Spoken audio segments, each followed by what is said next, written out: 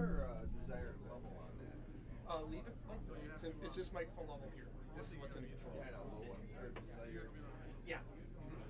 So five is live right now, although it's not broadcast. Well, it is because we have that turned on. So I think you're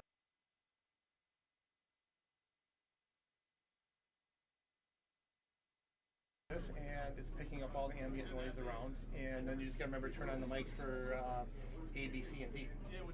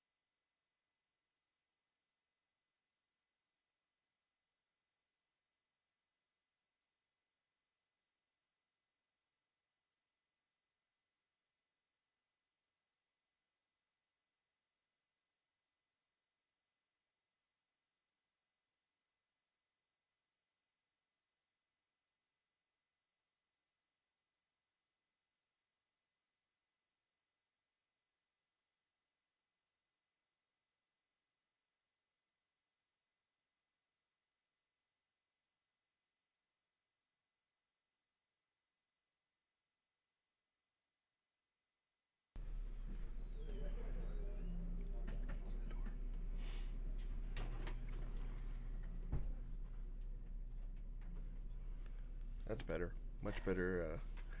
Picks up. These mics are really, really sensitive. Okay.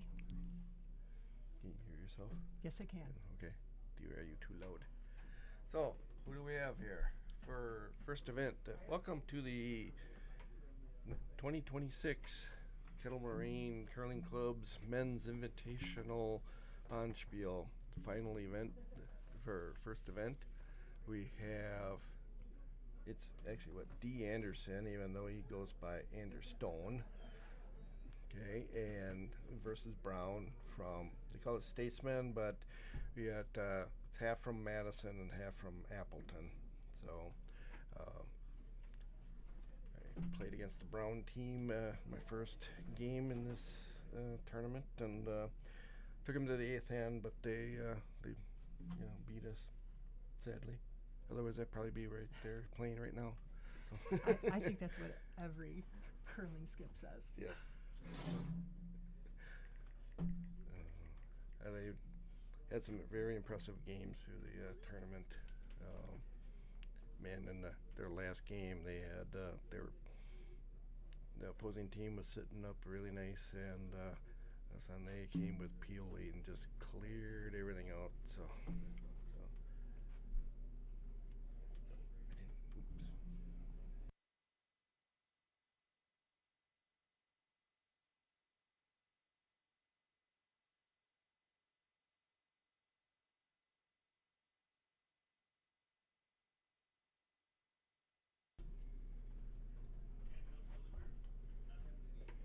Oh, you're.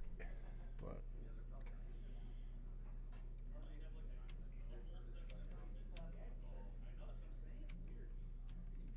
Now she's on. Hey, everybody. Shall we try that again? We should. Hopefully everyone can hear us now. Talk straight in the microphone and loud. Will do. Oh, these are sensitive. We can pick up everything downstairs. So, Yep. yeah, I'll tell them to clean up their language down there, okay? Exactly. Hey, everybody. Welcome. Welcome to the broadcast of the finals. Of the first event for the Kettle Moraine 2026 Men's Invitational Bonspiel. So, we have Brown versus Anderson, but they go by Anderstone. They are out of Anderson is out of Stevens Point. Okay. And the other team, Team Brown, is made up, they're called Statesmen, but they're made up from two members from Appleton and 2 from Madison. So long fought battle to get here to the finals, but here we are. So welcome, everybody. So, when I saw Statesmen on the brochure, I thought it was like, oh, we have players from all around the country, and they couldn't pick a single club, but it's just more or less local, Madison and Appleton. Perfect. It's great. But So all of you out there, if you can drop in the chat, if you can hear us okay, where you're from, maybe where you're from listening from, and maybe who you're cheering for, we'd love to hear it as we get going here on an 8-end game.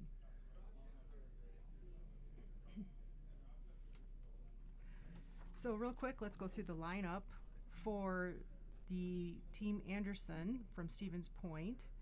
We have, for lead, we have Steve Wilkie. Second, Nick Faberlow.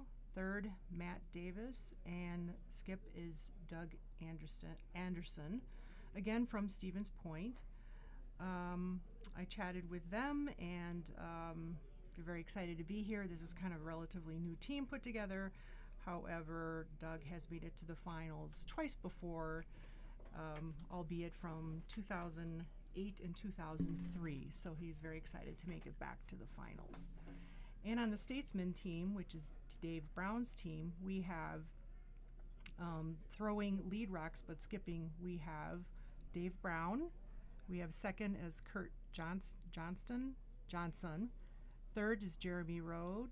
And throwing skip stones is Greg Johnson. So 2 Johnsons, both from Appleton, and Jeremy and Dave from Madison. okay, very good. Welcome aboard, everyone. So stuff's rolling in the top of the house. So given what the style of play I've seen both teams play, I think they're just going to take those right away and just keep that front open as much as possible. I didn't catch who has hammer on this one. Trying to count the rocks. So looks like yellow has hammer. That would be the brown.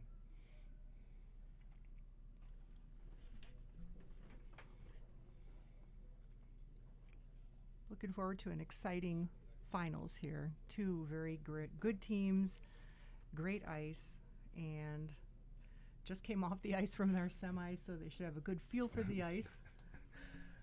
We're trying to get people out of here just because of the awful weather we're having up here in Wisconsin, and some of these teams being from mid to northern Wisconsin that are really getting walloped. They appreciated maybe getting out of here a little sooner. And then also the teams from Minnesota, and yeah. Well, the word was I-94 is closed. Wow. So I've been hearing Green Bay like 30, 31 inches, like ridiculous amounts of snow. Right.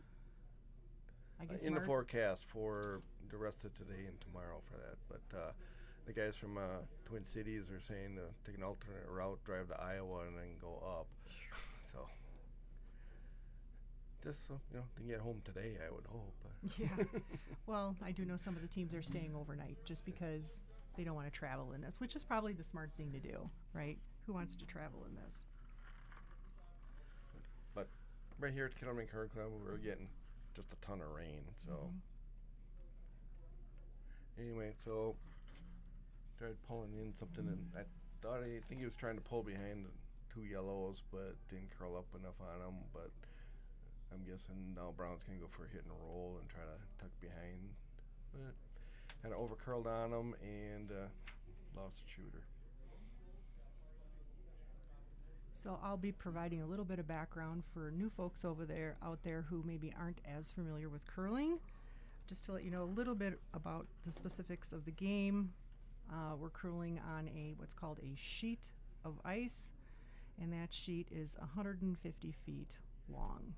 So that's from backboard. So the width of the sheet from the insides is about 15 feet 7 inches. Just to give you an idea, it's kind of hard to see on these cameras how far they're throwing. It's what we call it when we push that stone out. It's called throwing it. How far that rock is actually traveling down that sheet of ice. You might wonder about the actual stone itself. The curling stone has a weight, including handle and bolt, no greater than 44 pounds and no less than 38. So we generally call it 42 pounds. We do. Yeah. We do. And something special about there's a particular type of granite. It only comes from an island off of Scotland that almost all the curling rocks are made from. So it's actually a wildlife sanctuary that every 10 years or so they'll allow the curling stone company to go in and quarry a whole bunch of rock, and they take it off the island and then mill that for the next 10 years. So yeah, and they're quite expensive. Oh, let's see, how much does a set of curling stones cost now? $20,000 a sheet, I was told. Yeah. So it's a lot of work to mill those, and I think there's only a few technicians who really know how to do it. And most of that's actually, the milling's done in Canada, my understanding. So those of you who watched the Olympics and saw all the controversy with Team Canada and Sweden, and kind of the issue there with the release of the rock, I can tell you real quick that the rule is a handle you should completely separate your hand from the rock prior to the hog line, which is that line that's going across the sheet as they're delivering, and you must have a clean separation. So that was where the controversy came in, is once you let go of it, he was kind of poking that rock a little bit, and folks were having an issue with that. So right now, active on the sheet, Anderson put a second rock in the house, what we call splitting the house. So, he has counting number 1 and number 2, and the idea is to now hopefully just exchange 1-1-1 with the other team. So, the objective is you have hammer, which is the final shot, is to score multiple points. And the objective, the team that doesn't have hammer, is either to steal or to hold the other team to 1 point. Well, you just saw it was a great takeout. Not only did he take out the rock, the scoring rock, he rolled behind a guard, which happened to be from the other team, but counts either way, and has a little protection now. So that was a great shot. Hopefully, I think his objective now would be to hit this one right on the top of the rock and drive it straight back into the yellow, and so then red would be back to counting 2. Looking good. Well, not quite curled up enough for him. There we go. Well, actually, it's back to splitting the house. Yeah. That was a beautiful shot.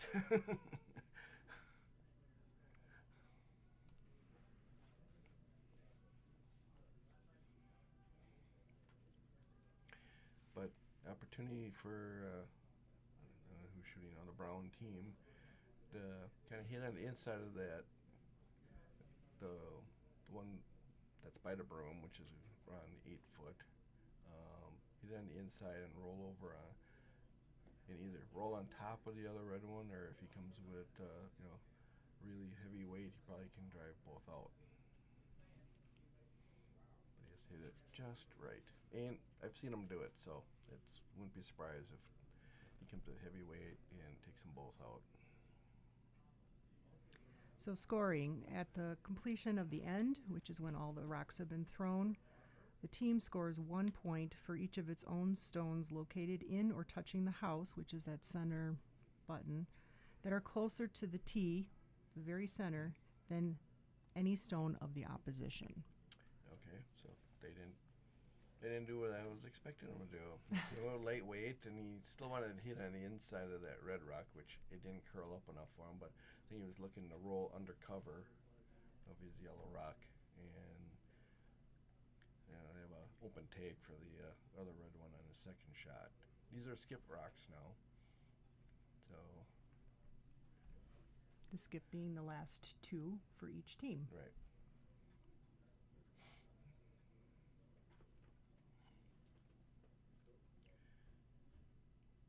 So, first end of the game, this is when you start feeling out how's the ice behaving today. Ice can be very finicky, from one game to the next, one day to the next. One sheet to the next. During the game, it changes. So he's trying the same thing, just come with light, take weight, hit on the inside of it, and roll behind the cover. Just almost like that.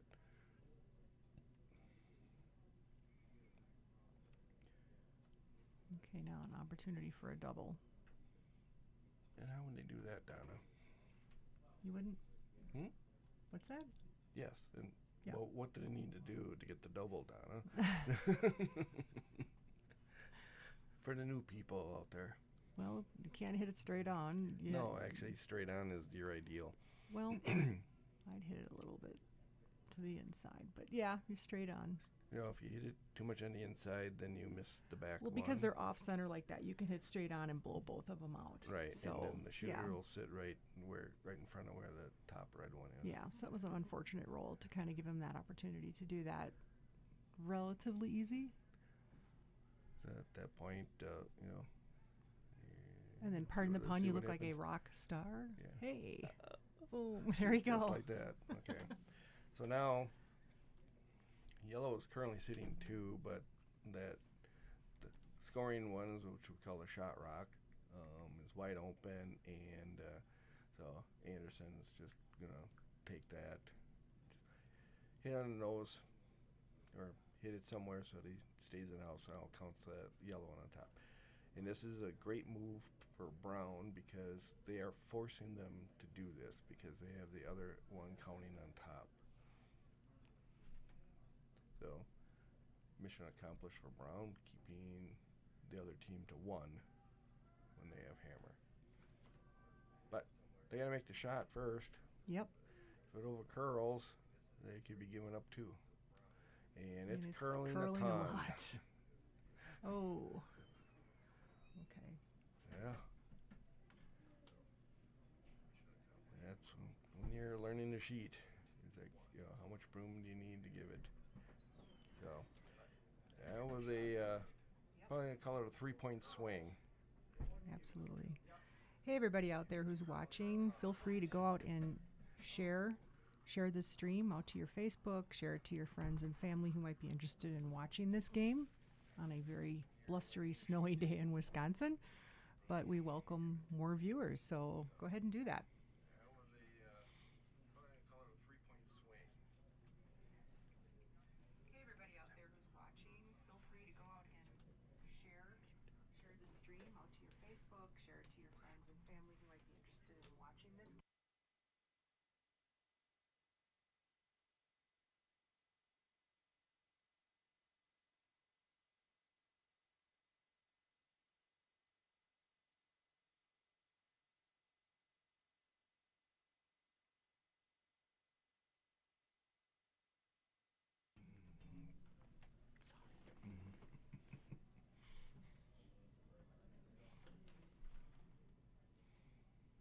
Oh, we back on. Yep. Yep. Okay. That looks to me to be a perfect guard, and that is because a guard they can't take out, and it's perfect because it's just outside the house, dead center. I mean, and with this tournament we do play what is called the no tick rule, so the opposing team cannot hit that rock for the first 5 rocks to knock it off the center line. So that free guard zone is if a stone rests between the tee line and the hog line at the playing end, excluding the house. So if it touches the house, it's no longer a guard. It's deemed to be within the area of the free guard zone. So you get that free guard zone for the first 6. Well, the 6th rock you can, 6th rock you can take them out. Right. But based on what you just read there, that means if I put a rock behind the house in the white, that's still a free guard. Hey, if you wanted to play it that way, Mike, go ahead. Well, based on what you read out of the rule book. So now they're just going to try to pull in a draw behind. So there's a big consequence if you do hit those rocks, the other team, once they're placed in that free guard zone. So if prior to the delivery of that 6th stone, a delivered rock causes either directly or indirectly the other stone to be moved from the free guard zone to an out of play position, then the delivered stone is removed from play and the displaced stones are replaced. So they get to put them right back. So you actually lose your shooter. Mm-hmm. So you gotta be really careful about that. And it is the person in the house to skip from the opposing team, the offended team. The team who gets to make that actually call. They use those terms, Yeah. offending and offended. They actually get to determine where the stuff was or whatever. And so it's a And a larger consequence if you get your guard on that center line, if they just tick it off the line. yeah, right. Then you have that consequence. If your guard is not on the line, they actually have to take it out of play before that rule happens. So new rules that kind of came in the last number of years to kind of make it a little bit more of a fun, exciting game for everyone to watch. Actually, that stemmed from the elite level, Olympic and international, because A lot of zero ends. The teams would put those rocks up there, and so then Purposely tick them. just move them off to the side a little bit, just to get them out of the way without taking them out. So Sneaky. yes. Should we blame the Canadians on that one too? Yeah, let's Okay. just blame the Canadians. Yeah, they always come up with ways around the rules. So when the person delivering the rock, it's letting out one of those runner things, and we call it the hack. they have to release the rock before there's a hog line where the gentleman in black is standing right now. They have to release it before the rock starts crossing that line.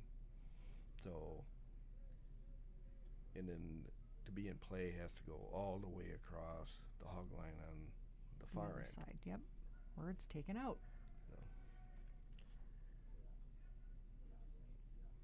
So if let's say back to our sneaky Canadians,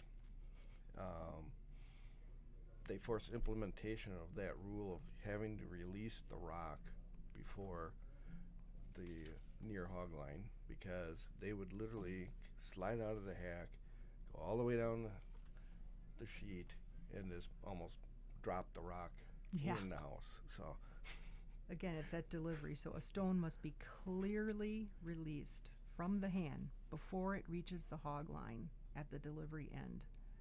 If the And the- player fails to do so, the stone is immediately removed from play by the delivering team. So that was the big rub. well, the big rub with the Push. Olympics was that you can never touch the granite, so they would just, I saw multiple Canadians doing that same hand motion, so I'm thinking it's part of their coaching. And one of the women's players got called out on it. Yeah. So Well, it looks like Team Brown is setting up quite an interesting end here. Anderson better get in here and move some granite. move some yellow.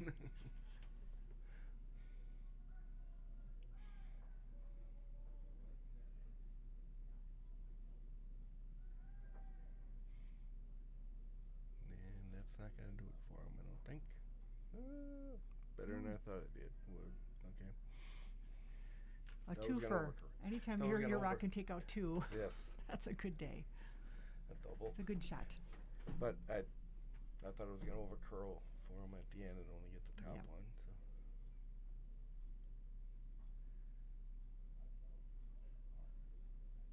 Okay, I don't know. Jeremy's up in the hack right now. Jeremy Rowe Yeah, delivering. It looks like the call is to hit on the inside of the red one, and then roll behind the yellow center guard. He's sliding out, and there you have your clear release before that line. And the skip calling the sweep. And is it curling enough? I'm surprised. Yeah, nice shot. Little tucked, not enough. It's just kind of half, maybe a third tucked behind that center guard at the very top of the house. So I think the call here is Well, curl in. he wants to draw behind Yep, those because draw in. you can Use them as guards. exactly, because they're staggered, and if he draws it right to the center line into the 4-foot, it's really hard to get at it. So Yeah, you can use either team's rocks as guards. I Which is taught- something you I- have to think about when I- you're putting out your stuff. yeah, I taught Donna that one. I was like, I don't care what color it is. A guard's a guard. Okay, this kind of hung out there a little bit. Didn't quite tuck in the way he wanted.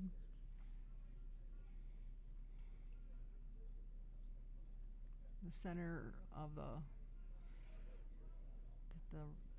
house is completely open still, so he's calling So- for a hit and a roll in. Right.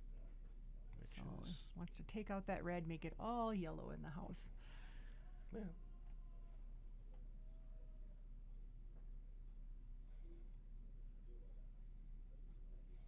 So the brown team is very versatile. I do think they like more of a take game, though. Is that going to curl up enough? No. Straight on. So again, this is only the second end. A lot of the team here is just learning how the sheet is curling, what speed they should throw for that curl. So you'll probably see the shots and the shot quality improve as we kind of go through the game here. Mm-hmm.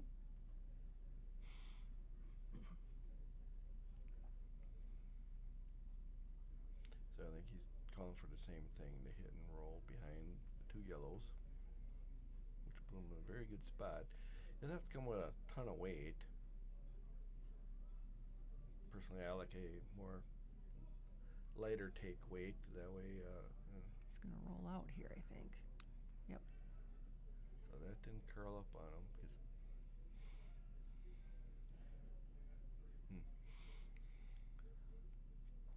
Okay, on to the skip stones. Well, that was the first. Reds. No, you're right. Oh, I don't hear that very often. What? That You're right. But thank you.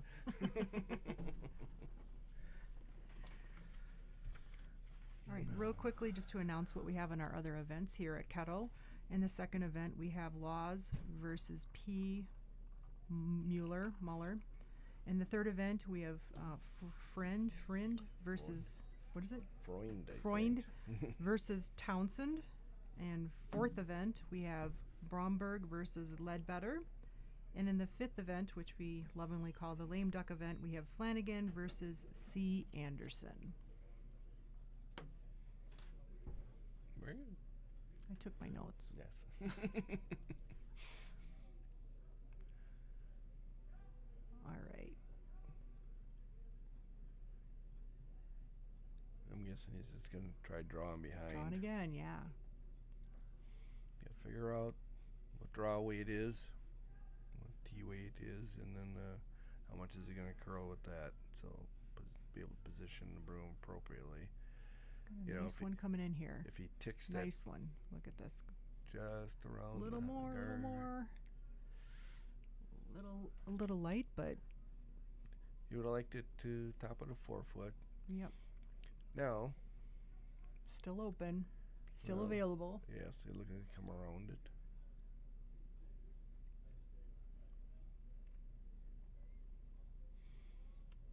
So, what are they looking for? Is that 5 feet of swing? Yeah, something like that. So the house itself, the big target is 12 feet in diameter.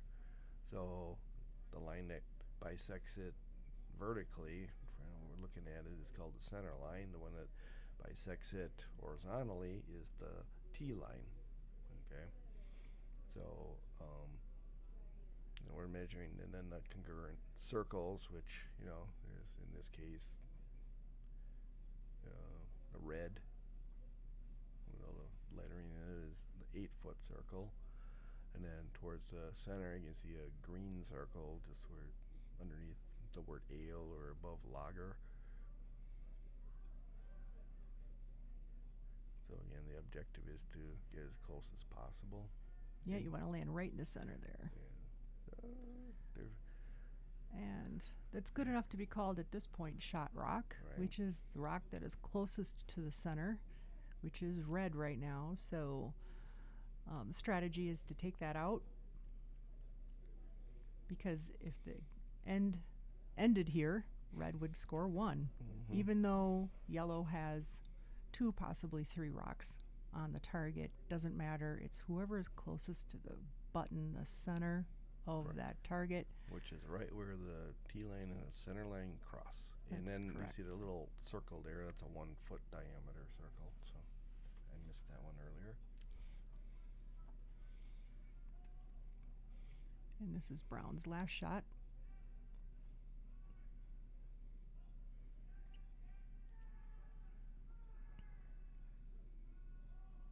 So I don't know if there's enough room to get a roll on to the inside. Okay. Okay. So it looks to be a force of 1, right? They have to take it. They have to take their 1, because if they don't, they're giving up 3 or 4 to yellow, depending upon if that very top guard is touching any part of the target, which they would probably have to measure for that. So based on the positioning That's a of force. Yes. Based on the positioning of the broom, he's looking to do draw weight coming in on the inside of Mm-hmm. the yellow. The yellow shot rock is the one just above the T line that was just thrown. So And, right on the E of the ale. Yeah, you have to hit it or hit and roll. 'Cause if they land on it, they still won't be shot. So, That's good enough to move it. or curl into it, curl around it. It looks like he was a little inside of it where the broom was held.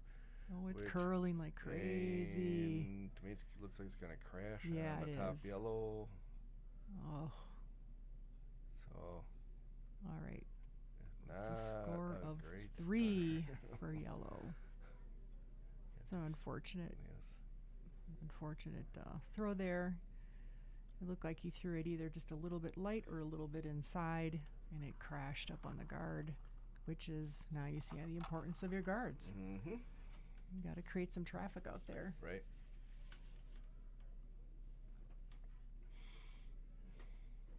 Some of them are just a psychological effect, Yeah. you know, because those two yellows on the top up there, you know, really shouldn't bother anybody, okay?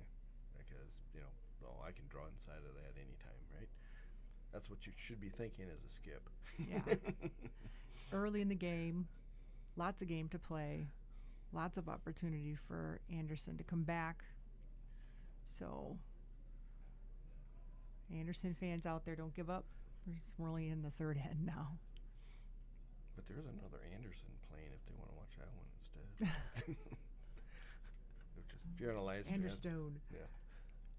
No, it was on sheet E, wasn't it? Let me look.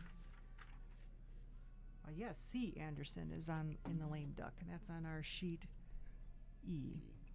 So all of those games that I announced, second, third, fourth, and fifth event, are also being streamed here at Kettle. You can simply do a YouTube search on that sheet name, Kettle Moraine Curling Club sheet, whatever, and we're on sheet C with the first event, and then likewise down.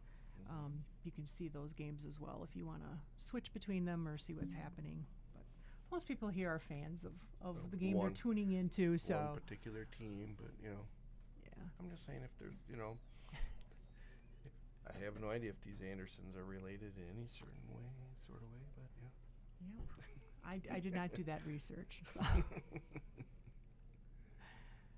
The curling community is a small community, and there is a lot of families who curl and generational curling. So it's not unheard of to have that type of situation where you would have you know, this could be dad. Yep. Or or grandpa, grandson, yeah, you know. Exactly. Brothers. Right. Well, no, I mean, it was like if, you know, which one, this is D. Anderson. Yeah. You know, if he, like I say, he won back in 2003. So he's been coming for at least, 23 years? Mm-hmm. Thank you, sir, for coming that often for every year. Oh, So- all these teams have been coming for years and years and years. And I did talk to them about, you know, why Kettle? Why come to Kettle? And they said, you know, it's a premier event. It's a fun spiel that And- still is competitive. Oh, it is incredibly competitive. They made sure they said So- that. It's fun, but it's competitive. Right. We have great ice.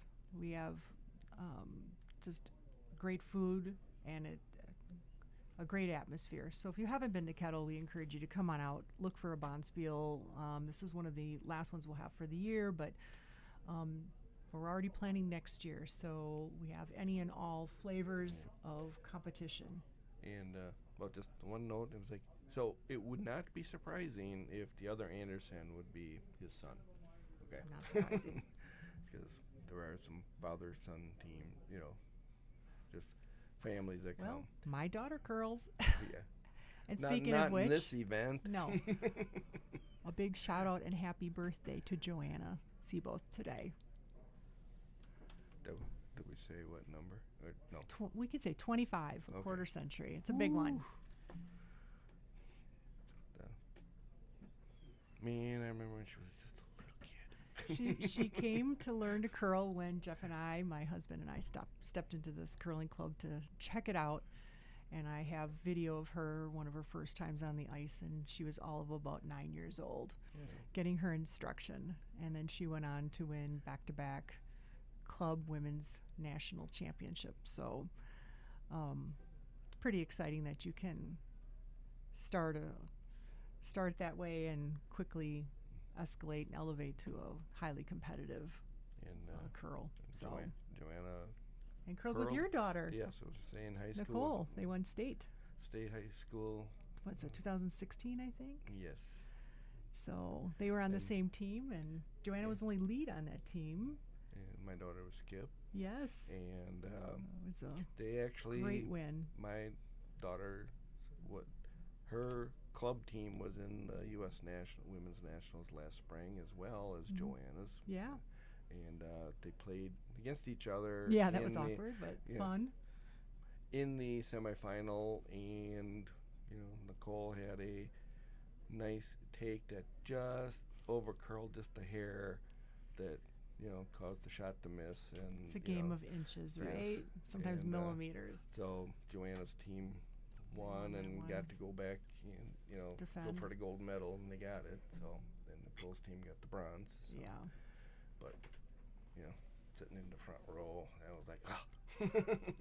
Yeah, that was not awkward at all, right, Mike? No. We were parents sitting in Milwaukee watching that one being competed, but cheering Yeah. for on the opposite ends, which is Which is that was the only time we were cheering for the opposite. Otherwise, I was cheering for Joanna's team all along. So well, thank you, and right. likewise for Nicole. They're Mhm. both girls are phenomenal curlers. So, again, back to that generational curl. A lot of us get our kids into it, and Mhm. they develop a love of the sport, and they're very fortunate that they get it at a young age, and then they can do it for many, many, many years. I didn't discover curling till I was much older. I'll just say that, much older. I won't say how much older. Much older. If I would have had this when I was a teenager, wow. I don't know if we would have done it for as teenagers. It was different back then. Yeah. Maybe. The curling clubs they are not on smoking now, and That's you true. That's okay, true. Back then it was like a cloud of smoke everywhere. They had the corn brooms and it was loud, and so Yeah, the a little game more is- rowdy, a little bit more social, which it's social now, but in a different way. And I think they've carved out a family appropriate family fun time, so it's much more welcoming, I think, as we've gone forward, just to encourage the younger kids to come on out and try the sport. It's so much fun. So if you haven't tried it, it's never too late. Come on out, give it a try. We have open houses, usually in the September timeframe, September, October, and then usually we do it halfway through, right around the January timeframe. There's sign-ups all the time. So if you haven't tried curling, come on out and try it, and we have all different abilities. So if you aren't able to deliver, as you see these elite members delivering, we do have accommodations where you can use a stick, which is much easier to deliver the rock. But we encourage everybody to come on out, and we're very proud this year we represented that we had a wheelchair curler who made it to the Olympics and won 4th place in the mixed doubles competition at the most recent Olympics. What was that?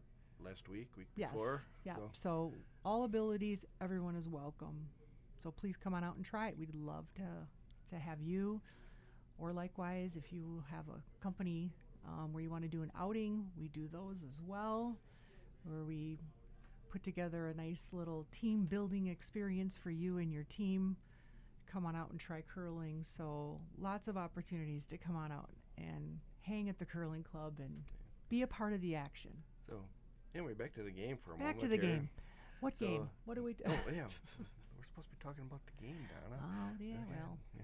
it gets Anyway. interesting towards the last half at the end. Yeah. So So the two Red Rocks up in front are perfect guards for tucking behind, because you can't hit them to drive them back into something into the house.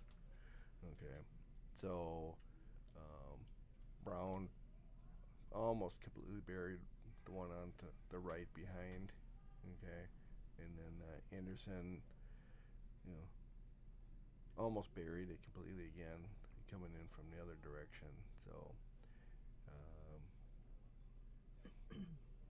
So now either brown objective is to keep them to 1, but it's also set up to run that yellow on just thrown on the center line back into the shot rock, the red shot rock. So I think Anderson's trying to see how he prevent that. I mean that. As a skip, I'm like, oh yeah, give me that shot right there. That run that yellow back into the red. So.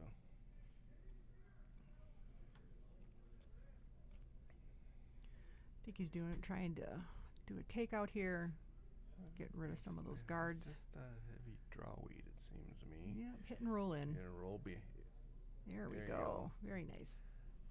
That was not so loaded for the yellow anymore.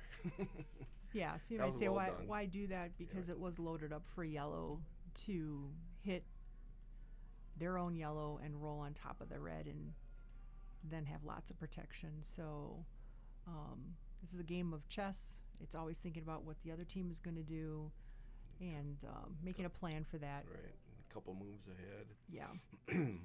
So, guessing right now that he's going to come away and want to hit that rock. This is yellow shooting, so if he hits it really, like, what would you want to call it, 11 o'clock? Is it the appropriate clock dial there? Mm-hmm. He can hit it across enough that he can get a double. Then So 11 o'clock being on the outside of that rock a little bit because he needs that angle to be able to hit maybe a double, which would be fantastic. I'd love to see it. And again, Brown loves the hits. That's why I watch him make some really nice. He's coming in shots. nice. Yeah. Okay. Not quite the double, but at least the red one is a lot more exposed now. So red says put the guard back. Okay. That's what Personally, I'd come in a little more. On You want inside to it. tap? I'd tap it through and roll undercover. Okay. I saw him tap the broom down for a guard, so we'll Yes. see. We'll see. Again, we're not on the ice. This and is the whatever. armchair quarterbacking that always happens behind the glass. So another great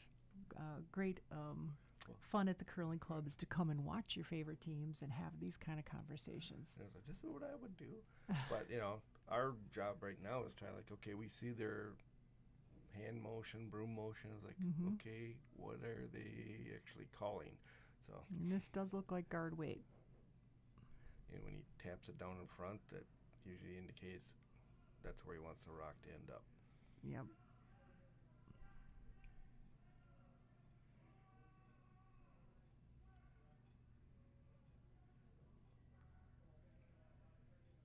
Okay. Well, that's pretty decent. Yeah. I think it came a little bit farther than he wanted, maybe by a foot or so. Not all bad, though. Not all bad. Yeah, because Tough double, for sure. in order to double those out, he would have to hit that top red one right square on the, I always call it the nose, but Mhm. the top, Straight up. right? But Noon. if you look at the angle where all those red rocks are there guarding, it's like impossible to get to that spot. Yeah, it is. So, hard to tell if they're actually touching the rocks are touching or not. Okay, yellow's Come with final good rock weight. for the end.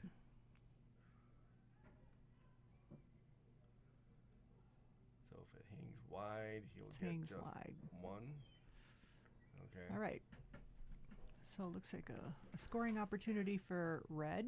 To get two. Get kind of back into this game. Get some points up on the board. Now they're looking just to add an extra point here. So So right Anything now in red that is white- scoring one, but white area on the target there. So is that white, tan, whatever. Yeah. Whatever. To outscore that yellow, I want it to land on where it says Delafield. right? Okay, Gives us also opportunity for the skip to figure out what tee weight is. Okay, so if he comes and lands on the word Delafield, then he can dial in what tee weight is because he's going to need to They're know not sweeping, so just walking it down. So looking at the weight here. And it's also for the. Oh, here it comes. Usually gives it a little tap. That's okay. Hopefully a tap to slow it down. Perfect. I would say Nice shot. that was really good tee weight right there. That sure was. Even really nice. it took the other red one and slowed it down, but if it had cleared that, I think it would have stopped right on the button. So the score now is Brown 5 and Anderson 2. Going into the 4th end. So how's that scoreboard work, Donna? That's a weird. conversation we have with lots of new members. So they share the points down the center. The numbers that they're hanging are the end numbers. So the end, the curling end. So in the first end, end of curling, yellow scored 2. So they hang it underneath the number 2. So it's a cumulative point running down the center. So whichever color, red or yellow, is farther ahead, that's the one in lead. So you'll see that yellow is underneath the 5 points. So they have 5 points, and red is above the number 2. So they have 2 points. But it also tells you what end they got those points in. So that also helps the teams remember who has hammer. So hammer is the last rock that's thrown on each end, and the hammer is given to the team that did not score the points in the previous end. So since red scored in end 3, yellow has the hammer coming up in the 4th end. So it's just kind of a all-encompassing kind of scoreboard that it's kind of confusing when you first start curling. You're like, what is going on down there? I don't understand it. But once you got it, it's kind of gives a lot of information, which I think is really nice because you can kind of review the game right there on the scoreboard, and see exactly who scored what when and who has hammer. What happens if they score more than 18 points? Well, I have seen that a few times, and usually someone's giving up at that point. Yeah. Which is an interesting and good wrap around thing with curling is, if you feel you're so far out of it, now it's the team that's losing makes this decision. If you're so far out of it that there's no possibility of catching up, you can what we call shake and end the game early. Yeah. So if somebody scores 18 points, yeah, then, they're usually killing them. They're way behind, and let's not bother with not waste our time anymore. I think more interesting is when you have a blank end. So a blank end is when neither team has a rock in that target at the end of play. And that does happen quite often. Sometimes teams choose to blank an end, not to take a point, because they want to retain the hammer. And when that happens on that scoreboard, a lot of times you'll see them pick up that number 4 and just place it over the number 4 or turn it over or whatever, and you won't see it on the red or the yellow, in that column, that row. So that can be a little confusing to, especially new members are like, well, what happened? I don't see the number 4 anywhere. Well, they blank that end. So. And blank ends are a lot more common at this level of play because most of these games tend to be just real tight ones. It's just real back and forth, and having the hammers an advantage, and you want to get 2 or more. So if they're only looking at 1, they might choose, hey, let's just blank this, keep the hammer, and try for our 2 in the next end. Right. Okay, so now Anderson's seen that the way those 4 rocks are all set up there, there's the guard up in front, and then the way the other ones are set up, that it'd be really hard to hit his rock. So he wants to tuck that red one behind those ones in the house.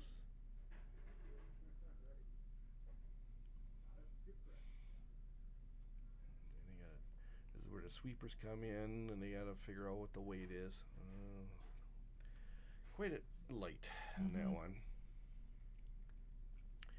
So at this point now, I think Brown's just going to start peeling the guards out, as they have hammer and they're in the way for him.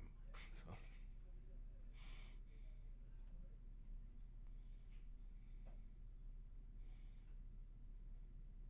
And I'm guessing he really doesn't care about what's in the house. He's just more important to get the.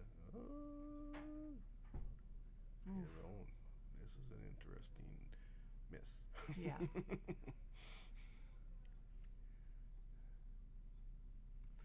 You know, I honestly like watching curling at this level better than watching at the highest levels, because at the highest levels everyone is so good that it really just comes down to strategy and maybe a few nuanced misses here and there. Whereas at club curling, you know, we're not professionals. We're out there having a good time. This is all about having fun. You want to win, but, you know, obviously this isn't our full-time job. And, you know, it's interesting. It's an interesting game.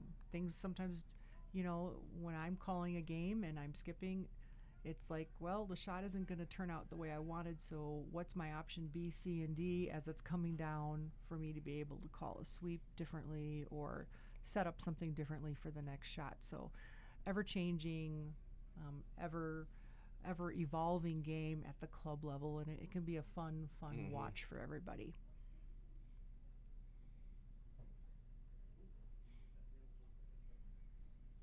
And some of the teams, I think the Hedstrom team that was here actually was in U.S. Club Nationals. Oh, and actually Brown, I think, was in it too. Only some of the team members from Brown. So there's Senior Nationals, this U.S. Curling Association's championships, which then you win that, you go to Worlds. So, which I think was in Switzerland, or coming up in Switzerland.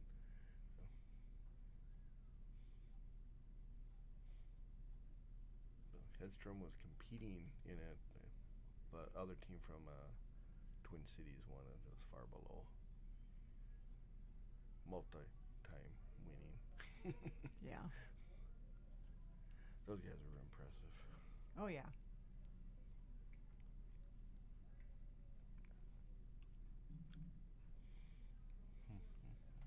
So it's an interesting final. I think it's interesting just because we have some home teams who competed in this very large Bonspiel, and none of them made it to the finals.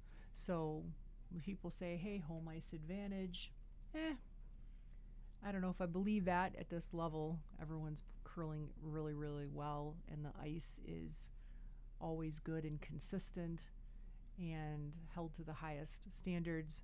So it creates a very level playing field for anyone coming in, that there is no really home field advantage or home sheet advantage. It's and also back to what we said earlier about the ice changes day to day, game to game. So during the game, so it's whoever figures it out and stays in tune the best usually prevails.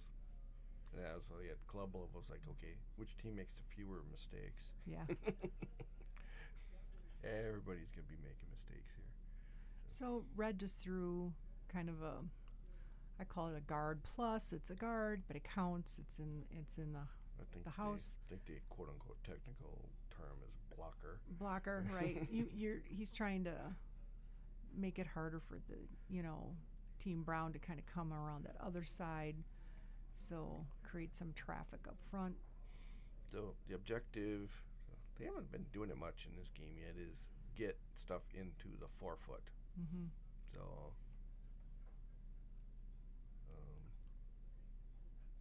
I don't know how much scoring has been in the 4-foot or not.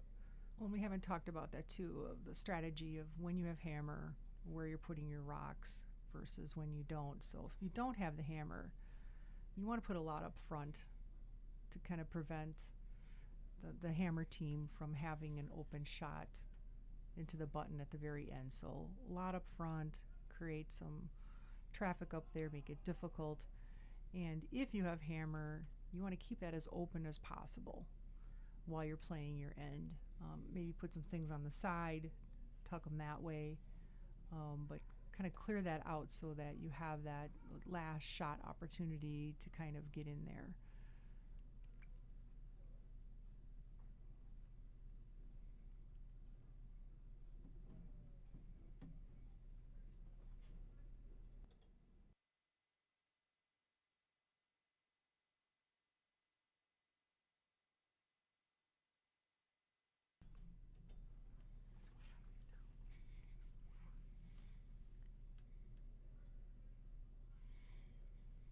So, I don't know if that was Anderson wanted that red one to tuck behind those two, that stack along the center line, because it's kind of sitting in the open right now for Brown to take it.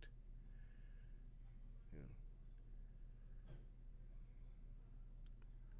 Absolutely. So it would have been better to get crossing the center line more, tuck behind those.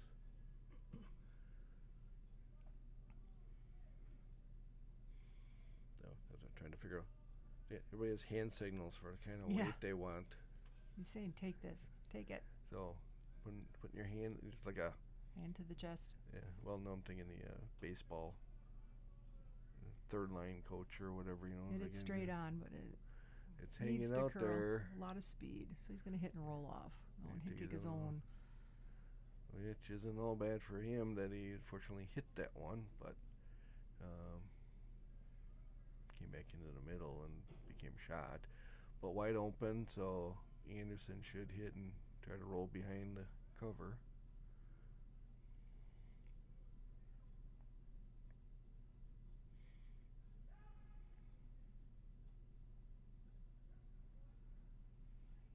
And I will throw out that little sympathy to these teams because they just got done playing their semis. So with Their no- semifinal game had to with come right what? back out. I mean, it was like, what, 20-minute break? Yeah. We're trying to hustle these teams out just because of the weather, get everyone on the road, or tucked in wherever they're going to stay. The biggest snowstorm of the year happens on our Bondsville weekend, but we're not going to let that affect anything here. And Well- it's good that the weather waited at least till the end, so a lot of our teams For all the years I've been curling here and in this spiel or helping out, it's like this is the first snowstorm I've had to deal with. Most of the time it's like heat. 70, 80 Yeah. degrees. Is it a lion or a lamb this year? Yeah. And this year it's the Uh-oh. lion. They gotta get this one to curl. I think he pushed it a little wide. They're trying to sweep it over or sweep. Yeah. Nope.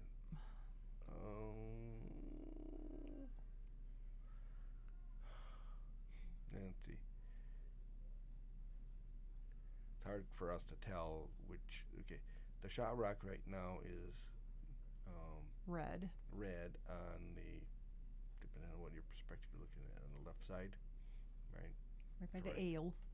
Yes. Above the ale. I mean, if you're looking at the one video screen, it's on the left side, but if Yeah. you're looking at the other one, it's on the right side. So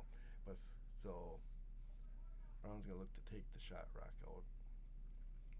Absolutely. But from our perspective, we can't tell which one's number 2, the yellow on top or the red way down in the back. And based on what, I'd venture a guess it is the yellow is the second shot. But either way, he wants to hit and roll behind the guards.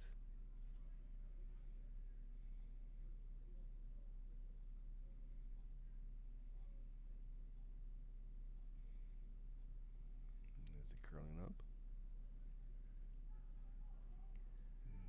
Just Here it the right comes, amount. here it comes. Just right, just off the nose, roll right over. Very nice shot. Those are the impressive shots I've been seeing them do all weekend. Yeah, So. very nice. When I went down there and I chatted with Team Brown, they said, their third said, well, you're trusting me to throw Skip Stone, so I got to bring it. Because Dave is shooting lead but skipping. So it's up to his third, or what notoriously had been his third, but throwing those skip stones. So you can do that kind of stuff. You can move your players around. There's rules around that, but it's perfectly legal to do that. But, isn't he Skip? Doesn't he always want to be Skip? Perhaps. No, it's... Calls the game, but he doesn't want to throw the last stones. So. Well, it's also like what's the makeup of the team and who's going to be the strongest at whatever position. Yeah, when I chatted to him, he's like, we're all comfortable curling any one of these positions. So And it you was should really, what we felt we would have the best chance. So this is. lineup is they felt their best chance to bring home the gold. So this did not work well for Anderson on that. He was way short. Okay, he needed to have T-weight on that one. And now Brown's just going to look to take that outside red one and, hit and stick, hit and roll inside for a 3, but, get rid of it for guaranteed 2 if he rolls out. And taking that red just to prevent having to measure, or perhaps they believe that is outcounting their yellow. So remove all doubt, get rid of it. That's right. Hit and stick would be perfect. They get their 3. When you get a roll, that's always a little scary. In my opinion, a hit and roll, because how hard you hit it, where you hit it, where you get that roll. It's hanging out. To my point. Yep. There you go. Well, And you only get your 2. which is fine. He already has a pile. yeah. So he is back to having a 5-point lead. So.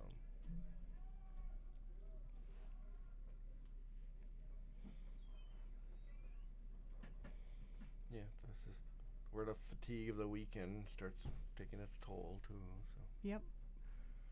Shall we take a look around the other games, see how they're doing Yeah, here? sure. We're at Okay. the halfway point of this game, so I think they Okay. get a Let's see. little break. Wrong one. All right, sheet B, Law versus Mueller. Okay, looks like- Mueller's up 2-1 at this point in the But 4th, and Laws is threatening.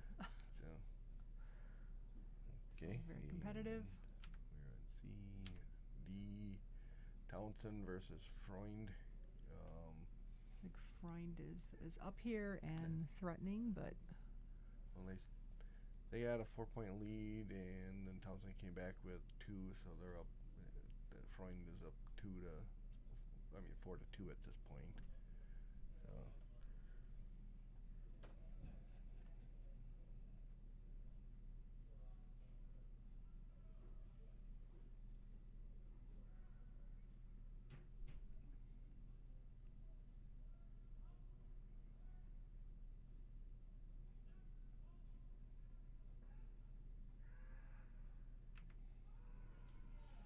all right, back to our feature.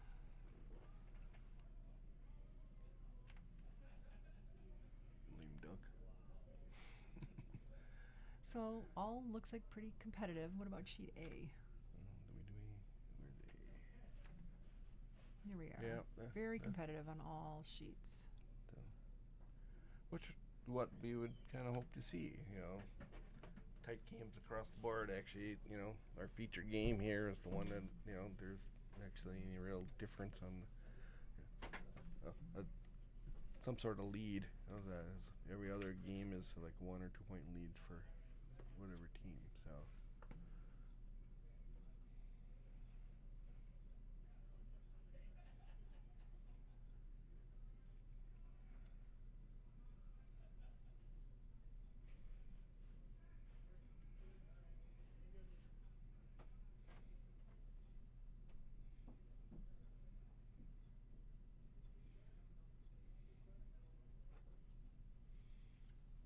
Okay, so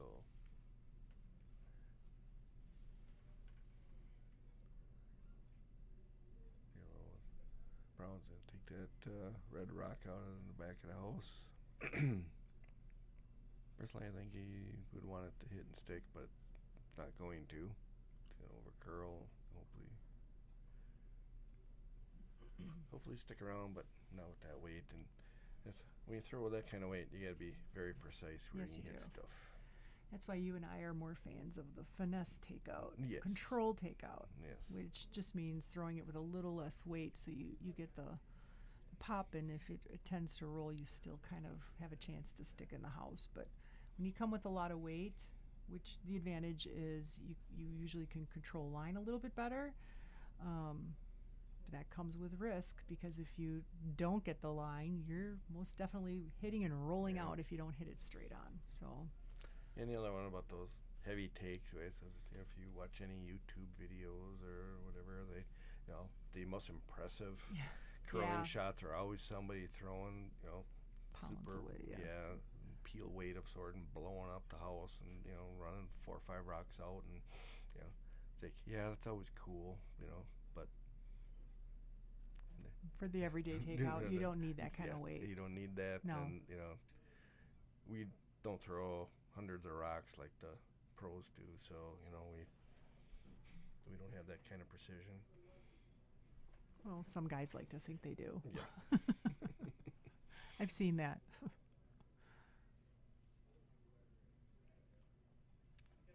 And this is a draw round.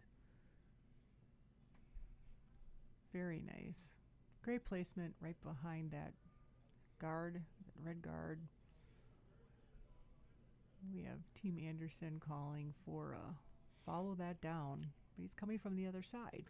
He just wants to Interesting. come in, hit it on the nose, a little tap back. I think he's looking for back 8 weight. I don't know if I would have come this way. I might have come the other way just because he just extra. threw it. What do you feel comfortable with? Yep. We also said, okay, if it doesn't curl enough, then we'll move the top one. So. What do I know? I'm not in the final. Yeah. It's coming decently. Is it going to go deep enough? Very nice. Good spot, but yellow still looks to be shot.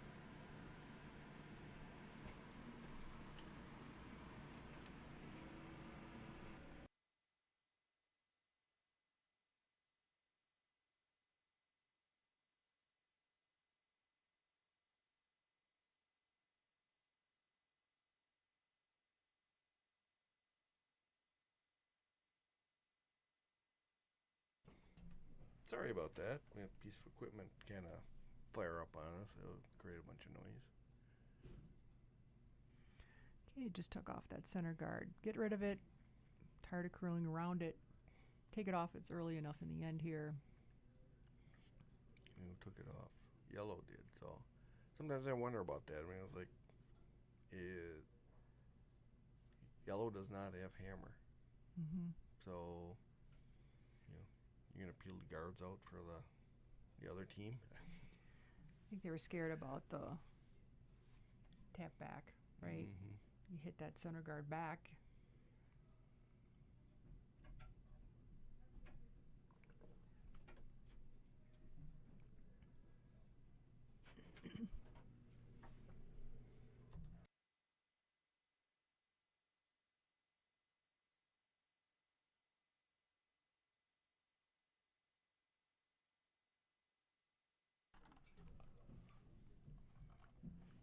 Okay, breaking news into the booth.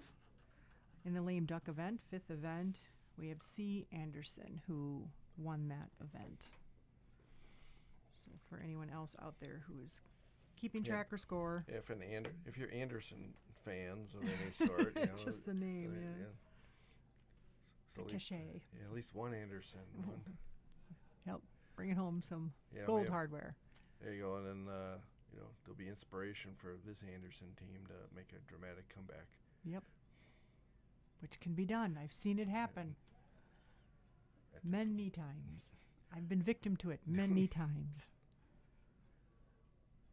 You think you got the game sewn up, you're up 5, and you kind of rest on your laurels a little bit, and you're like, well, okay, we can take our foot off the gas, and then someone comes back, or things don't go your way, and pretty soon you're curling an extra end. Yes.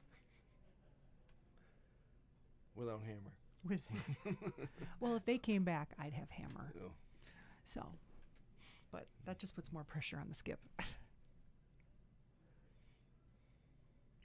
They thrive on that pressure, don't they? Oh yeah, Yeah. Huh? What's your favorite skip shot? a guard. No. No shot at all. The Is one my I favorite. don't even have to throw. The one I don't have to throw. That's Right. exactly it. When you get to shake. But second best is guard. Yeah. Your team must be doing good if the skip's throwing guards, right? Yes. So they're looking to tuck behind these yellows. They're kind of staggered. They're coming up with a case of the lights here. I mean, that needed to get,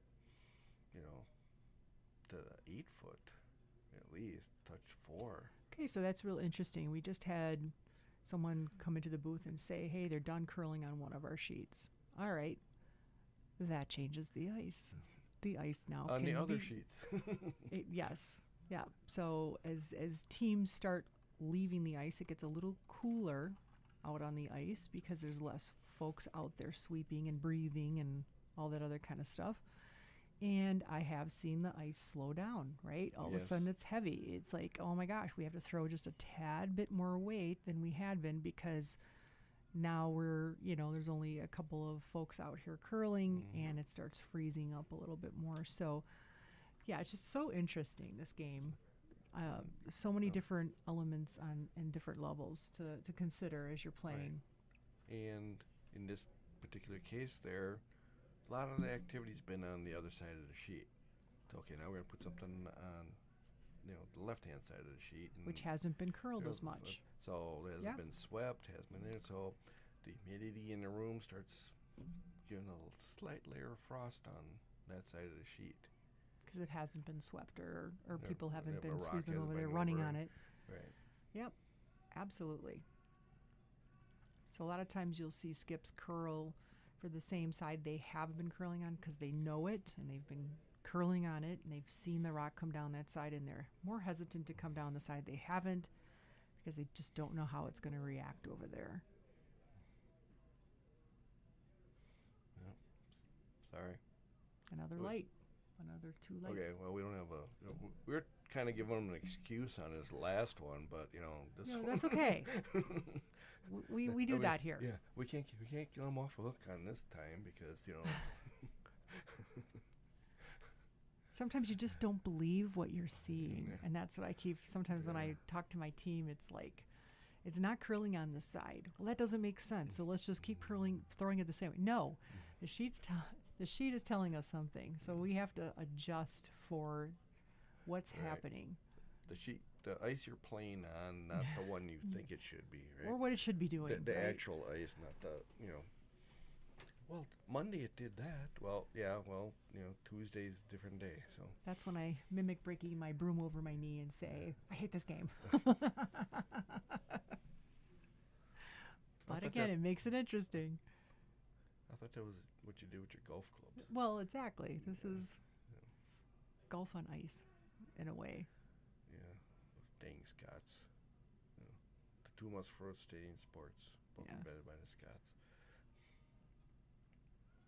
It's all things you can talk about when you go broom stack. So broom stacking is when you're all done, and it's a tradition of stacking your brooms in the center and going in and having a cocktail or a drink of your choice and kind of To me, reviewing everything. right now, it looks like the call is to plug that hole, getting on the inside of that red one, Look at that Present. travel. and Very nice. so the curl itself is not an arc. It's more of a parabolic curve. So like a baseball, goes out straight, and then all of a sudden at the end it, makes a big curl. And the less weight, the more it usually curls. So that's the finesse of your delivery and how you're delivering that rock and listening to your skip where he's telling you how hard he wants you to kind of throw it, because that affects how much it's going to curl and where he's going to place the broom. If he's calling for a light shot, a light delivery, it's going to give you a lot more broom because it's going to curl a lot more. Yeah, as a skip, I wish I knew what the person shooting what weight they were going to throw, then they could give them the appropriate. That's broom. right. What- Play what the player. what- Play what- the player. What's what the weight they're going to actually throw? Not what I'm calling. So, So coming instead down of for over red. curl up, and it's going to hit that red. But Push is it it going to back. be enough to? Oh, okay. I don't think that's the shot they wanted. They need to curl up just a little more and trying to run right into the other red one. That would have been a gorgeous shot. Mm-hmm. Again, those darn angles. Angle raises are some of the toughest shots to make out there. Not only do you have to have the weight down, but you have to have that angle just right. And a lot can happen down 150 feet of ice. So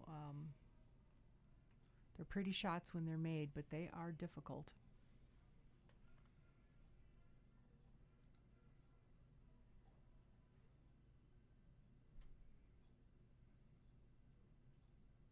It's kind of like the bank shot in billiards. Yes. You have to have it just right. But a billiard table is a lot smaller than 150 feet of And ice. yes, and they're round. They don't have, Yep. nice felt. And it's rolling over.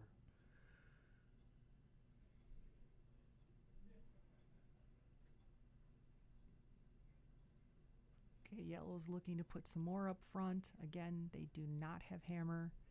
So as much up front as they can, protecting that tee. Nice shot. You'll see a nice, we call it the wall, a wall of yellow, kind of And protecting the At the end, center. Yellow still has shot in the back there. Yeah. So Yellow has shot, and they have all this stuff up front. So red shot right now. and this is Hammer, the last Hammer. shot. So let's see. It'll be interesting. He's going for a double take, but No, I think he wants to angle raise that yellow that's just into the red. on the right hand side Into into the the red. red. and And if it jams, perhaps get shot. yeah, and jams the other yellow. It's really all he has at this point.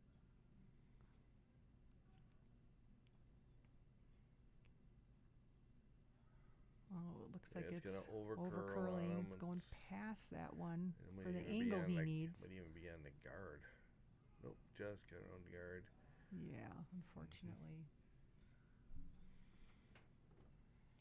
So that's what we call a steal. So a steal is when the team that does not have that last shot, the hammer, the other team scores the point. So they stole it. So red will continue to get the hammer because yellow scored. But it was a steal from the yellow team. They stole that last shot from the red. So back to the scoreboard. Yellow scores 2 in the fourth end to go up to 7, and then one more in the fifth end to go up 8-2 after 5. 5. So, and at this level, that's a huge hole to try to crawl out of. So, It is. So now you're trying to kind of figure out, okay, I'm red. If I take X amount of points here, I have to give up the hammer, and how much of the game is left. So you're playing the scoreboard at this point too. right, and they're But multiple points. That's what I would just say. Our goal is to score multiple points at this point to kind of get guessing closer. they're okay. Strategies at this point right now is just put it right on the button, just like that. Keep it in there. Now, Yeah. come sit on it. So as you said, strategy changes as the score changes throughout the game and where you are in the game, right? So your strategy as a skip is going to change on how you call your game. So the biggest point right now for Brown is not to give up a bunch.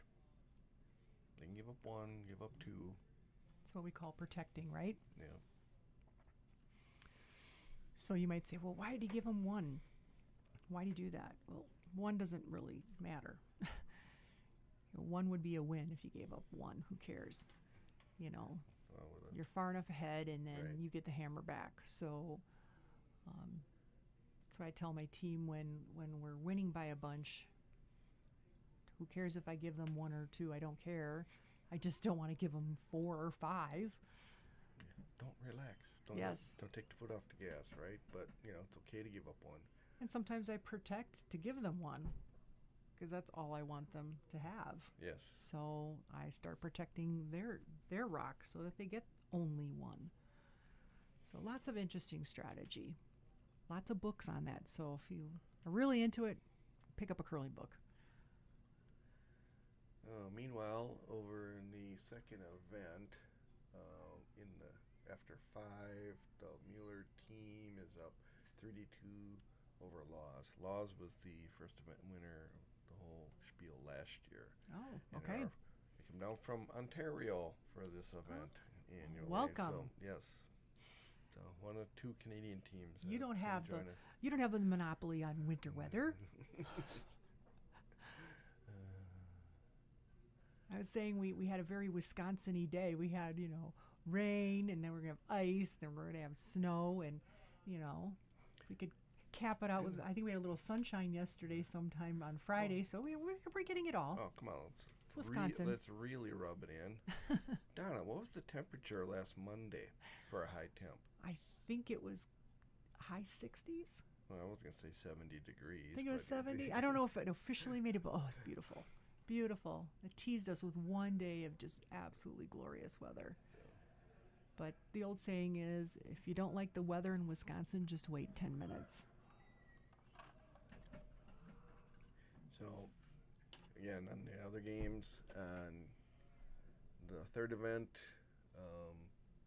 let's see who's playing there again. No, Freund is up 6-3 after 5 ends over Townsend. Let's check on sheet A, which is the 4th event, and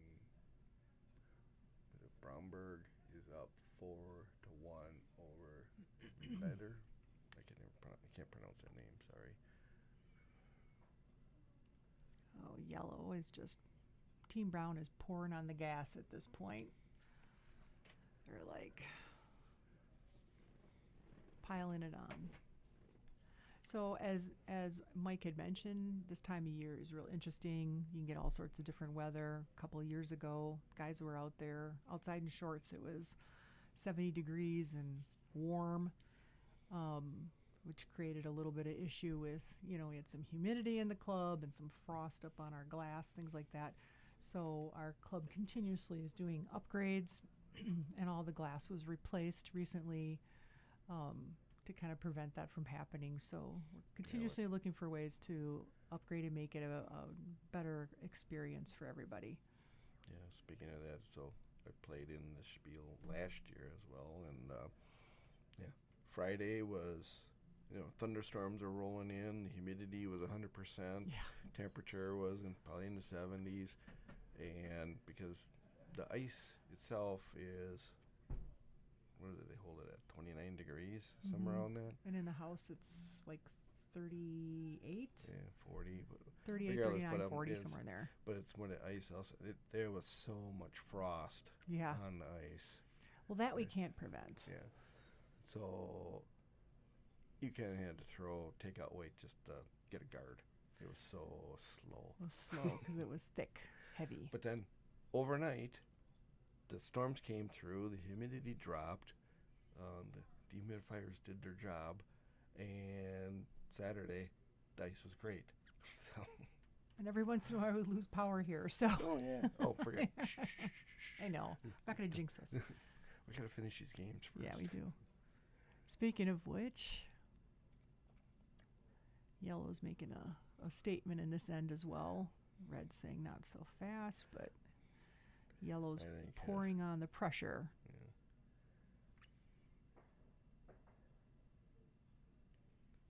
See, we had So if Brown did take this, this would be Brown's first win as a skip, and the rest of his team have never come in with him to the finals. So even though he's been here and won it, he won it as a third in 2008 and 2003. I thought that was Anderson that did that. Mm-mm. Oh, okay. It was Brown.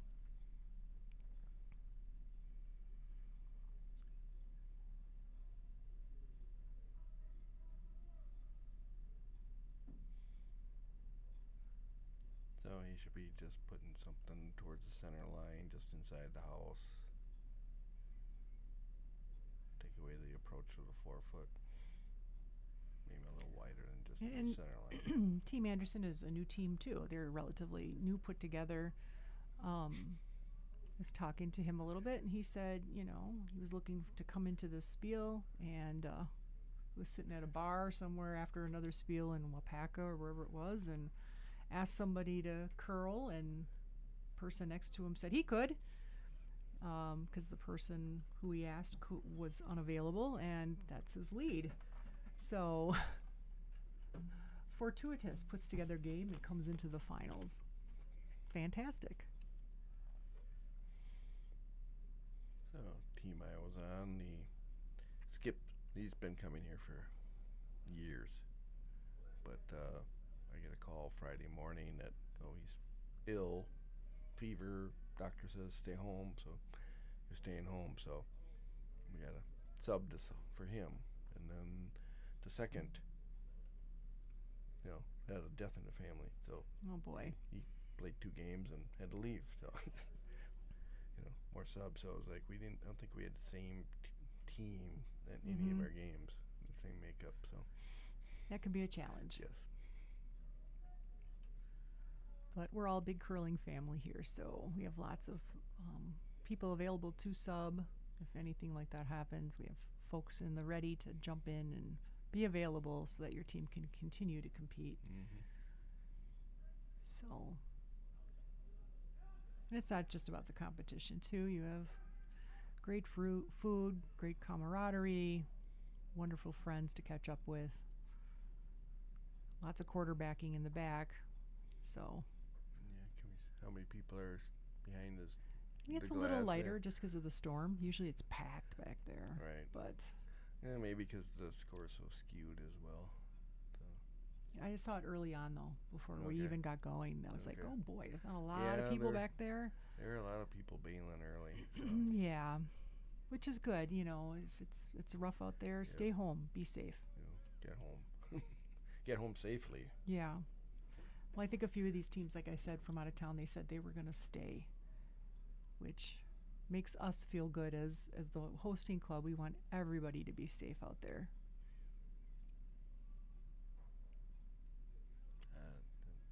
It's one of those games for Anderson here. You just can't get anything to work for him, it seems. Yeah, sometimes when it rains, it pours. And sometimes you're, as I like to tell my team, sometimes you're the windshield and sometimes you're the bug. So they're being a little bit of the bug right now, unfortunately, but I have, just like in any game, right? We see it in football games and baseball games, something can happen and the momentum changes and teams can get right back into it, but they're definitely up against it right now. So they're hoping for kind of a little bit of help here. But Brown is pouring it on. They're not letting off at all. Like I said, sometimes that your team kind of lets off a little when they're in the lead, and Brown obviously is not. Right.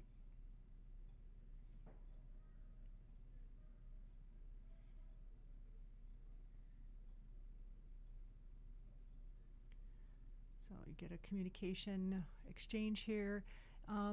Interesting, these games are not timed for this event. So sometimes you'll see a game that is timed and some that are not. We try to keep to a tight schedule. If we see people kind of lagging out there, we'll gently remind them to keep the game going. But this isn't an event that needs to be timed for any sort of reason. So we give latitude to the teams to kind of move the game along at their own pace a little bit here. All right, so they changed up the called shot here. Originally they were just going to take that red one, but now wants to throw into the house, take up the away the center approach. button. right? Yeah. Because If he takes it, it still would be open. yes, If he took which is a good change, I think. right. So Makes sense. I mean, you're counting two, counting that red one in the back. So take away the approach of the 4 foot, because red still has 2 more shots. Did not curl up as much as he expected. Oof. Oh, Too heavy. there's actually a break for Yep, break Anderson break on for this one. Anderson. So, button is still open. He's looking at the shots here. Do we want to I come personally in? like. Yeah, I think that's what they're looking at too. Feels more comfortable with a hit and roll than he does with a draw. Still not that hard. He's taking a second thought. But I still go with the first one. Take just hack Hey. weight, back hack weight. So what he's thinking here is, I don't want just 1 point. I need a couple. And if you need a couple, you got to get rid of some of those yellows right. to stand a chance. He's got 2 rocks to 1, right? He's got 2 to deliver to the yellows 1. So he's changing it up. he's changing. He's saying, Just first drawing. shot, I want to draw. What would you have done here? I don't know. I still, Take it? the hit and rolls haven't been working for him, but that to me would still be because hit and roll over to the center line, you're touching a 4 foot, hopefully out counting the yellow in the back. And again, guard's a guard. Yes, Brown could run that yellow straight back, but you can't take all the shots away. Yeah. But you're still in the same position. He draws in there. He can, Brown can just run the yellow guard right back in. And And depending where he leaves the it up, point, it yeah. could also give him an angle raise with the yellow that's just outside the 4 foot. So whatever you feel comfortable with. Just look like it's going to be coming down to that back yellow. Little heavy again. Oh, there you go. All right, nice. Okay. Nice little tap. That's good. So it's sitting on that one. Yeah, it depends how hard Brown hits it. Oh, So Brown's just going to curl, draw to the button, if that's the broom. maybe he has. land on the red. No, I think he just wants to go sit on that red one. Sit on that red, just say it's Okay. backing, can't be taken out. Again, if you give him 1, who cares?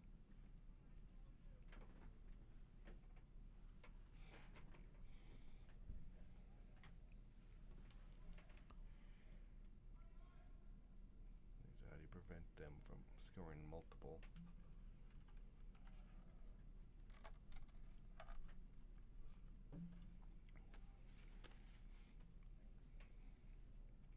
Again, back to my preferred shot. So you got that red Yep. in the 8 foot in the back, and that yellow touching 4 foot out counts that. So you just took that one Land out. on top. There's no way to. Okay, nice shot. All right. There's still possibility of chipping out that red and landing to the button and red scoring 2, which isn't the end of the world for Brown. They're up by 6 points, so it's kind of a must make for Anderson to stay in it a little bit here. Right. And he doesn't need to hit it all the way out, because he just needs to move the, let's say, where's that red one? Just the edge of the 4 foot? Just inside the 4 foot, so he just needs to make sure it's outside the 4 foot.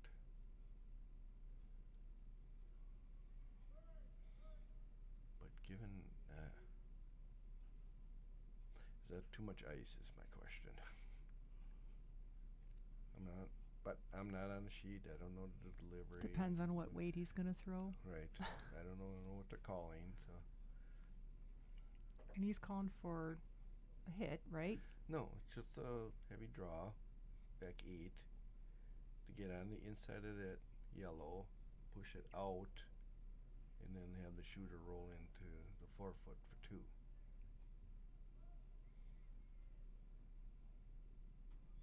Here it comes. I'd try to get it curl a little more. Yeah, they're going for a little hit. It needs to hit it. And did they move it enough is the question. It's hard to tell with the camera. Right. I think so.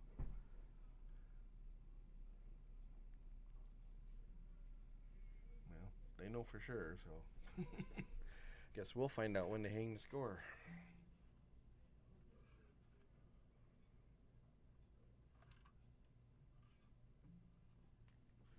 They live to play another end, huh? Guess Brown was setting up to make another steal on that one, so.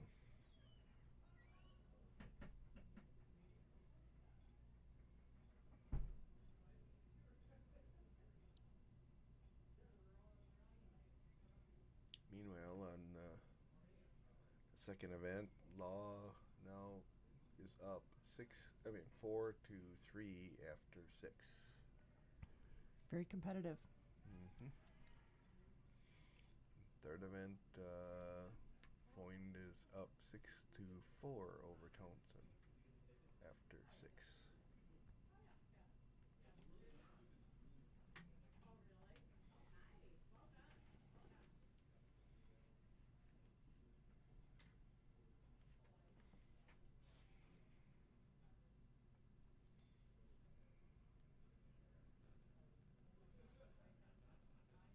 And fourth event, Brumberg, can't read the name. Somebody staying in front of it is up 4-3 after 5, and they're just about to finish the 6th.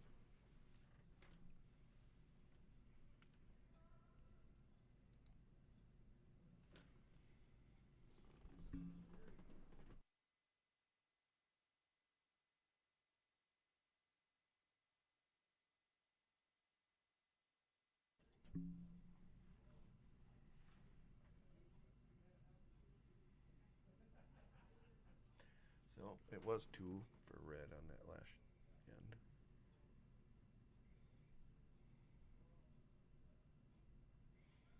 Now let's see if they can figure out how to steal.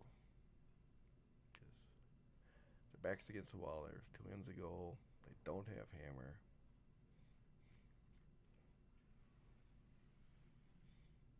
Giving up 1 at this point. You know.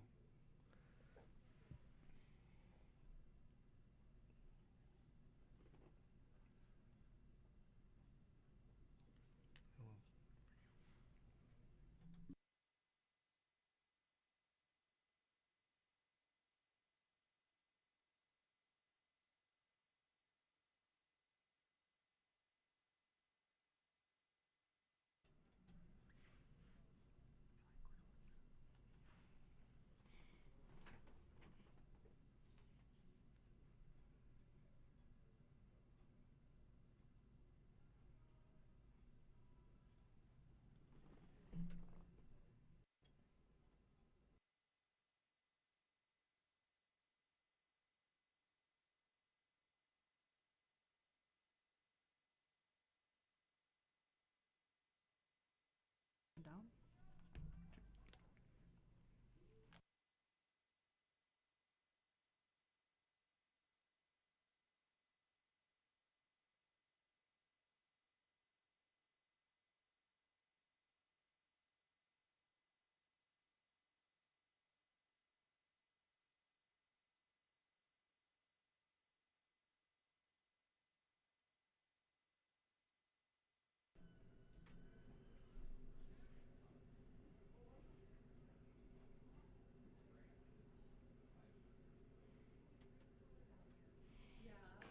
So Brown's looking to start clearing the guards out in front. Again, their objective is if they'll give up a point, I mean, they have hammer, so they would love to score, and I'm sure Anderson would shake at that point because being down 5 and only one end to go. Kind of say enough's enough.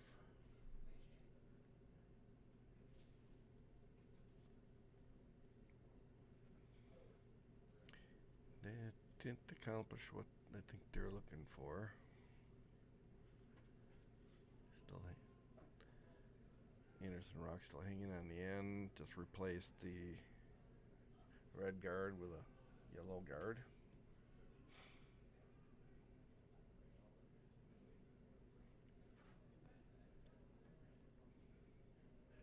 And for Anderson's benefit, those are staggered, so can't run it straight back.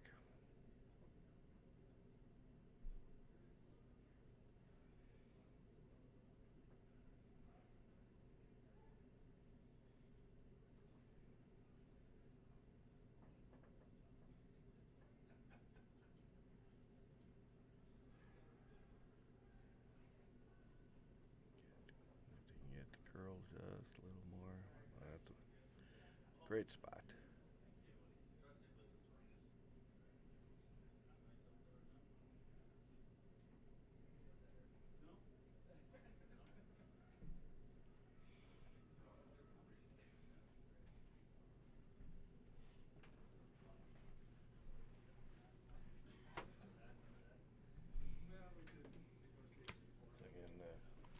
Again, Anderson's just trying to open the front up.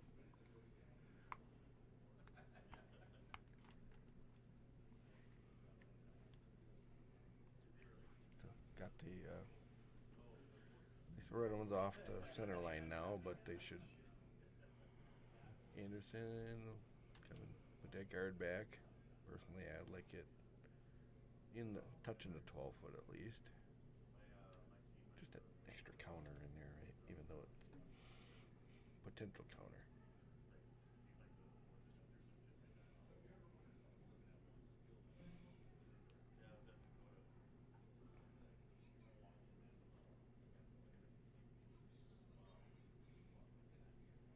Don't seem to be curling from the left side as much as I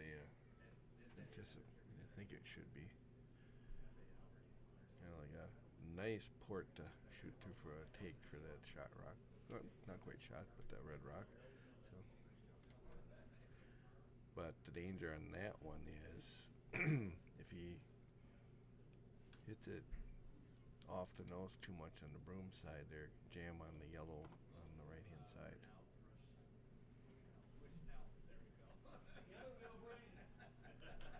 He's coming just lightweight. See how much this moves here. Yeah. Perfect. And nice little roll behind cover. The Brown machine, right? Yep. Making a statement. And that's just it with any kind of sporting event. You know, when a team is on, they're on. It's tough to go up against them when making all their shots and rolls happen their way. Right. Not only did this is a back-to-back game for Anderson, they also had an extra end. Oh boy.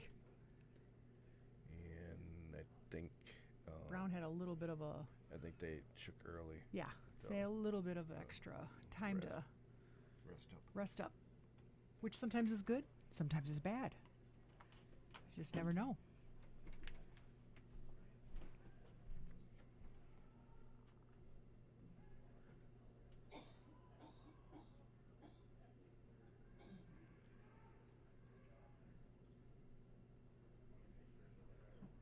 So Team Brown trying to decide what's the best course of action for this next shot. You want to take off that guard, remove it from play. You'd say, well, you know, it's guarding their yellow, but it's a tap-up opportunity, so we want to get rid of it. Which is the conservative way of playing it. Maybe Yep. a little more aggressive would have been to just sit on it. come behind it. When I get down to the last couple ends, it's all about removing the bullets from the holster is what I like to call it. And I like to just take out as many rocks as I can because that's that less amount of points that they can potentially score. They're down by 4, so I want to protect that lead. Yeah, I mean, it's calling to put a guard up. And to me, come and sit on that top yellow.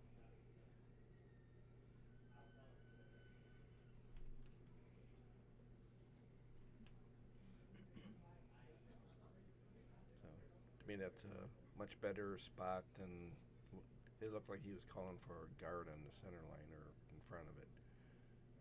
I like it in the house. It's Gotta have nice run. counters. Yes. You need points. Nice run back opportunity. So He's saying take it out. No. Take it out. Come behind. What does he want here? he's looking at Draw. what does the shooter want to do. So You guard. no, a blocker. Block plug guard. Plug that hole up. Guard of the button is what I meant to say, but yeah. Just put it in on the 8-foot, or even on the A, on the logger. A and a G.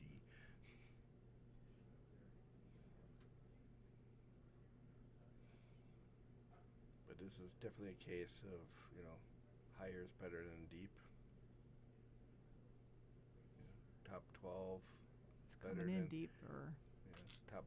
If you're gonna go deep, then bury it get behind. it in there. Get it in there. All right. He's looking at using that red to do a double on the yellows.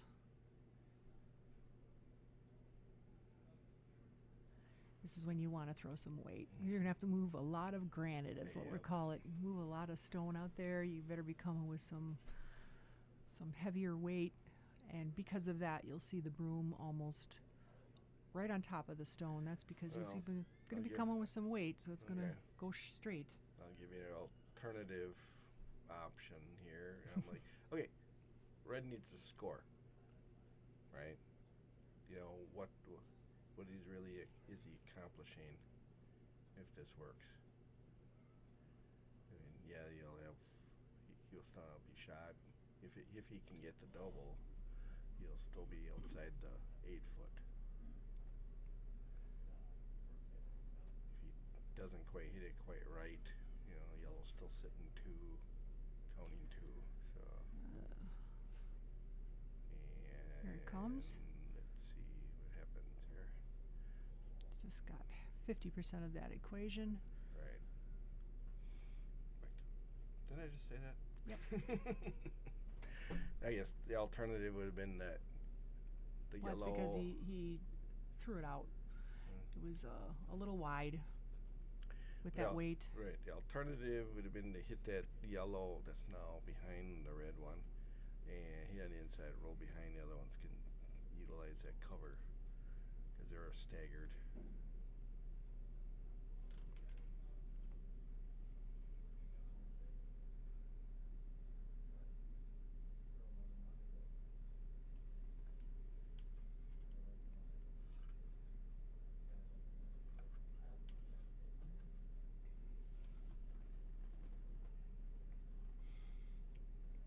I didn't quite catch what they were calling. I'm guessing the center line guard.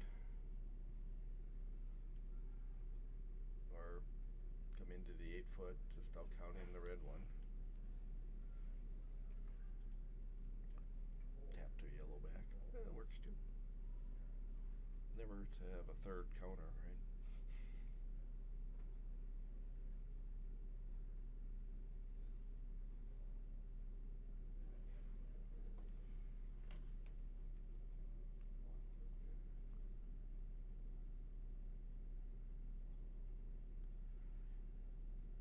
Right, nice shot by Brown.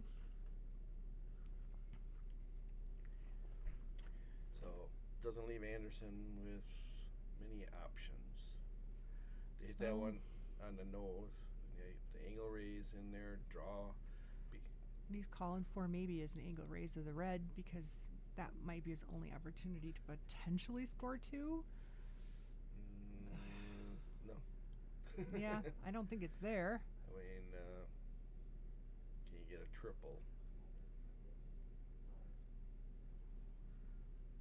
That's what he's going to try. He has to. If he could get a triple, wow. That'd be fun. Put him right back into it. Yeah, I want to see it. Come on. Because then they would score 3 if he can get all 3 of these yellows out. This is those very high risk, very high reward shots that we go for when kind of have no other option. You gotta do it. Gotta go for broke on this one.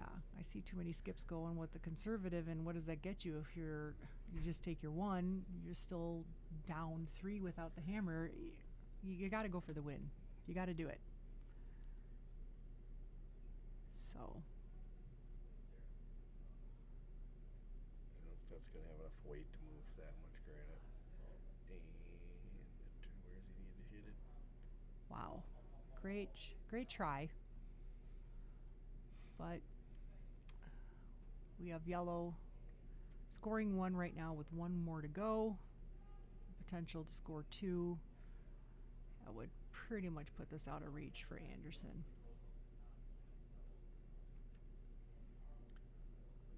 At this level of play, it's really difficult to score that many points in any particular end. And without the hammer. Or they would have the hammer, I'm sorry. Okay, what is the call? Run the red back, get rid of the yellow.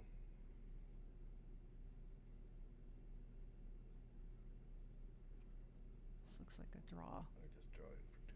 It's like a draw for 2. He's throwing yellow. Why would I say run the red back? I don't know.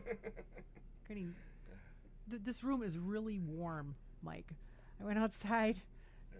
Downstairs it was 20 degrees cooler, so I think our brains are getting cooked up here. It felt so good to go outside for a second there. Okay, they're shaking. Game's over. Yep. So congratulations, Team Brown. Yes. Thank you, everyone, for listening to us yammer up here. And join us again next year, somewhere around St. Patty's Day for the men's kettle invitational. Yeah, we have streaming going on all the time, so come back, come watch us curl. And again, if you've never tried it, come on out. We'd love to have you, and if you are a curler, come to Kettle. We'd love to host you. Signing off for now. Bye, everyone. Bye.